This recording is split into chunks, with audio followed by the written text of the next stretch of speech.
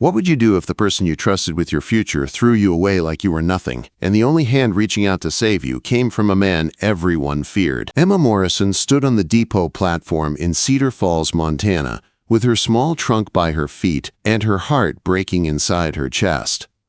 Her wedding dress was wrinkled and stained from tears. The man she had traveled across the country to marry, Thomas Whitmore, had just walked away with another woman. Emma's dream of a new life had ended before it even began. 3 weeks earlier, life had looked so different for Emma back in Chicago. She was 23, alone, and had worked in a textile mill since she lost her parents at 16. Every day in that factory had taken a little more strength from her. She shared a cramped room in a boarding house with 2 other girls and barely had enough money for rent and food. She wanted a family and a place where she belonged. So when she saw an advertisement in the Chicago Tribune from a rancher in Montana looking for a wife, she thought it was her chance. Emma answered the ad with hope. She wrote about her brown hair, hazel eyes, her hardworking nature, and her wish to build a family. In return, Thomas wrote about his land, his ranch, and his need for a wife to share his life with. His letters painted pictures of mountains, a warm home, and a future that seemed full of love. Emma sold her mother's ring, her favorite books, and saved every penny for a proper dress and a train ticket. The girls in her boarding house prayed good luck over her dress as they sewed tiny charms into the hem. Emma rode the train for 4 long days to Montana. She imagined Thomas waiting with flowers, with a smile, ready to welcome her. She practiced saying her new name, Mrs. Whitmore, until it felt real. But when she stepped onto the wooden platform of the small mountain town, everything fell apart. Thomas stood there, but he was not alone. A woman dressed in expensive clothing stood beside him, holding his arm. Her name was Clarissa Piton, and she came from a rich family in San Francisco. Thomas said there had been a change of plans. He married Clarissa the day before. He said Emma should go back where she came from. He did not look sorry. He looked embarrassed to be seen with her. Emma felt her world fall apart as she stood in front of strangers who now saw her as a rejected bride. Men and women stared. Some pitied her. Others judged her. Thomas walked away without even offering her a place to stay for the night. Emma had no ticket money and no family to help her. She slept on the depot bench for 3 days, trying to keep her dignity. The station master's wife brought her bread and weak coffee so she would not go hungry. People whispered about her fate. They wondered if she would end up in a saloon or a mining camp, where many desperate girls went when they had nowhere else to turn. Emma washed her face each morning, fixed her hair, and held her head high. But inside, she was falling apart. On the 4th morning, everything changed. Emma sat on her trunk, watching the mountains when she heard horses. A tall man with dark hair and a thick beard rode toward the depot on a bay horse, leading a mule full of supplies. His clothes were worn, his boots dusty, but he looked strong and steady. When he spoke to the station master, the older man nodded toward Emma. The stranger's gray eyes followed, and his gaze landed on her with calm interest, not pity. This man was Jake Morrison, a mountain man who lived alone high in the mountains. He only came to town every few weeks for supplies. The station master had told him about Emma, the rejected mail-order bride left with nothing. Jake walked toward her with quiet steps. Emma sat straighter, ready for more judgment. Instead, Jake tipped his hat and spoke with a gentle voice. "Ma'am, I'm Jake Morrison. I hear you're in need of help." Emma waited for the catch. Men always wanted something. She said she had no money and nothing to offer but work. Jake listened, then nodded. "I have a cabin up in the mountains. It's warm, safe, and there's always food. I could use help with cooking and mending, and the garden come spring. I can offer you your own room and your privacy." Emma looked at him, unsure if he was real. "And what would you want in return?" Jake answered in a steady voice that left no room for fear. "Only what you want to give. Honest work and company, nothing more." It was not a marriage proposal. It was something kinder, a lifeline. Emma took it. The ride into the mountains took hours. Jake helped her onto his horse when the path grew steep. He secured her trunk with care. The air grew cleaner as they climbed, filled with pine scent and cold wind. The silence felt peaceful, not heavy like at the depot. When they reached the cabin, Emma could hardly breathe. It sat in a clearing with a view of mountains glowing in the sunset. Inside was simple, but warm. Books lined shelves. Quilts covered the bed in the loft Jake gave her. It felt like a real home. For the first time since she arrived in Montana, Emma felt safe. Here, in the mountains, with a man she barely knew yet somehow trusted, her life was beginning again. Emma settled into life at Jake's cabin as winter crept down from the mountains. Days took on a gentle rhythm that felt safe and warm. She rose early to light the fire and cook breakfast. Jake gathered wood, checked his traps, and cared for the animals. In the evenings, they sat together at the small wooden table, talking quietly as the fire glowed in the hearth. Emma had never known a home like this. Jake never raised his voice. He never made her feel like a burden. He always thanked her for the meals she cooked and the work she did. He treated her like an equal, something she had rarely felt in her life. Slowly, Emma began to heal from the pain Thomas had caused. At first, she kept her heart guarded, afraid to trust another man. But there was something different about Jake. He spoke with respect. He gave her space.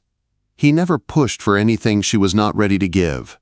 His presence felt strong and steady, like the mountains around them. Snow soon covered the land thickly. One morning, Emma woke to find Jake already stacking extra firewood inside. "A heavy storm is coming," he said. "Once it starts, we may be snowed in for days." Emma looked out the window. The sky was gray and low. She should have been afraid of being trapped so far from town. But with Jake, she felt strangely at peace. The storm arrived that afternoon, covering the cabin in white. Snow piled against the windows. The wind howled. But inside the fire crackled, filling the cabin with warmth. Those days inside the cabin changed everything. Emma and Jake cooked meals together, read books from his small library, and played simple games Jake carved into wood long ago. Emma laughed, really laughed, for the first time in years. Jake's dry sense of humor surprised her, and she found that he smiled more when she did. One night, as the snow fell hard outside, they sat by the fire. Jake read aloud from a book of poems. His deep voice filled the room, but when he came to a poem about war and loss, his voice shook. He closed the book gently and stared into the fire. "You were in the war," Emma said softly. Not a question, but a truth she could feel. Jake nodded. His eyes looked distant, like he was seeing memories he wished he could forget. "I lost my brother in the war," he said quietly. "After it ended, my fiancée grew sick with fever and passed. I left town life behind. The mountains were the only place that felt quiet enough to breathe." Emma listened, her heart pulling toward him with understanding. She placed her hand on the table, not touching him, just close enough for comfort. "I'm sorry," she said. Jake nodded once, accepting the sympathy but not seeking pity. "What about you?" he asked gently. "What made you answer that advertisement?" The firelight flickered across Emma's face as she looked at her hands. "I was alone," she said honestly. "Since I was 16, I worked in mills and saved for years. I thought marrying Thomas would give me a home, a family, a place to belong, but he saw me as something to replace." Jake's jaw tightened, and warmth filled his voice. "Any man who could not see your worth does not deserve you. You are stronger than most people I've known." His words struck something deep inside her. No one had ever spoken about her value before. After the storm, something between them shifted. Their friendship grew into something warmer. Jake lingered near her more often. Emma caught herself watching him with a flutter in her chest. Their hands brushed when passing dishes or books. Each touch lit a spark neither spoke about. Weeks passed, and Emma began to feel a joy she had thought she would never know. She hummed as she cooked. She fixed her hair a little nicer. Jake noticed everything, though he kept his feelings contained behind gentle eyes. One evening after supper, They sat close while repairing a leather harness. The room felt different, full of unspoken words. Jake set the leather aside and took a slow breath. "Emma," he began, voice low, "I need to say something. And whatever your answer is, it won't change the respect I have for you." Emma's heart began to pound. She could feel something important coming. "You came here needing safety," Jake said, "and I gave you my word. I meant it. I still do. But I've grown to care for you more than I expected, more than I thought I ever would again." Emma's breath caught. Jake ran a hand through his hair, searching for the right words. "I don't want you to feel pressured, but if you think you could be happy here, with me, not just for now, but for good, I'd like to ask you to marry me. Not because you need a roof, not because of duty, but because I want a life with you, a true life." Emma stared at him, stunned. Marriage, the word that once crushed her, now sounded like hope. She felt tears fill her eyes, but this time they came from a different place. A soft, growing happiness. "Jake," she whispered, "I care for you too. More than I ever thought I could after what happened." Jake's face softened and a small smile appeared. Then Emma took a breath, steady and full of truth. "Yes, I will marry you." Jake held her as if she were something precious, and for the first time since she left Chicago, she felt chosen. Wait, before we move on, what do you think about the story so far? Drop your thoughts in the comments. I'm really curious to know. Spring arrived slowly in the mountains. The snow melted from the paths, the trees turned green, and wildflowers covered the meadow near the cabin. Emma and Jake made the journey down to Cedar Falls to be married in the small church. The same town where Emma once stood alone and humiliated now watched her walk down the aisle with her head held high and joy in her heart. She wore a simple blue dress Jake bought for her and held wildflowers he picked himself. The people who once whispered about her now smiled with warmth and respect. The station master and his wife sat proudly in the front row. When Emma and Jake exchanged vows, his hand trembled just slightly as he promised to love and protect her for the rest of his life. Emma's voice shook as she promised the same. Their wedding supper was held back at the cabin. Neighbors from the nearby homesteads came with pies, homemade bread, and jars of preserves. They celebrated under the open sky as the sun set behind the mountains. Emma looked at her new husband and felt a peace she had never known before. She belonged. When the last guest left and the lantern light glowed soft inside the cabin, Emma felt nervous but safe. Jake approached her slowly, giving her time, making sure she was comfortable. He touched her face gently, as if she were something fragile and treasured. When he kissed her, it was full of love, patience, and care.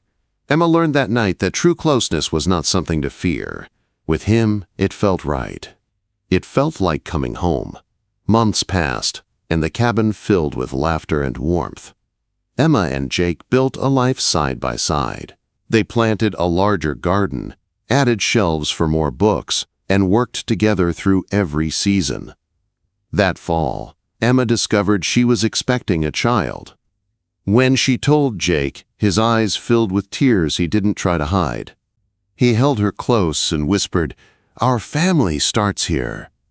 As her belly grew, Jake became even more protective and gentle. He carried heavier loads, made sure she rested, and spoke to the baby each night, as if the little one could already hear his voice. Emma had never imagined she would feel this loved. The baby came during a winter storm. The wind roared outside, snow piling high against the cabin, making it impossible to reach town. Emma went into labor at night, and Jake stayed by her side, supporting her through every moment.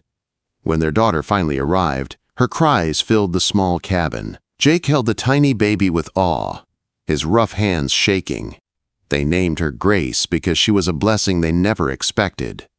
Emma watched Jake sing softly to their newborn as the fire crackled. Tears filled her eyes. The man the town once called a silent mountain loner was now a tender father, full of love. More children followed through the years. 2 sons, strong and sweet, with Jake's gray eyes and Emma's warm smile. Jake built extra rooms onto the cabin, shaping wood with his hands while the children played in the meadow. Emma turned the home into a place filled with comfort, books, and the smell of fresh bread. The trunk Emma had arrived with stayed at the foot of their bed, but now it held baby clothes, drawings, and family memories. Sometimes Emma touched the old leather and remembered the girl who sat alone at the depot with nowhere to go. She barely recognized that version of herself. The town people who once doubted her now admired her. Emma became known for kindness and strength. She visited the sick, helped new mothers, and always welcomed neighbors with a warm meal. The station master's wife often told others, that mountain man saved her, but she saved him too. Years later, Emma heard whispers of Thomas and Clarissa. Their marriage had fallen apart. His ranch failed, and they left Montana in disgrace. Emma felt no anger toward them anymore. That heartbreak had led her to Jake, and she would not trade her life for anything. One crisp autumn morning, Emma stepped onto the porch with a warm blanket around her shoulders. She watched Jake chopping wood with their sons. Grace carried bread from the oven to cool on the rail. The mountains glowed gold in the morning sun. Emma's heart felt full. Jake saw her, set the axe aside, and walked up the steps. He wrapped his arms around her from behind, resting his chin on her shoulder. They watched their children play in the yard they built together with love and patience. "You all right, Emma?" Jake asked softly. She leaned back into him, smiling. "I'm more than all right. This is the life I prayed for. I just didn't know it would come through heartbreak first." Jake kissed her cheek. "I'd carry you through that storm 1,000 times to get you here." Emma closed her eyes, feeling his warmth. She remembered the man at the depot who lifted her trunk and spoke the first words that made her feel chosen. "Let's get you home." And he did. He gave her a home, a family, and a love that healed every bruised life it left on her heart.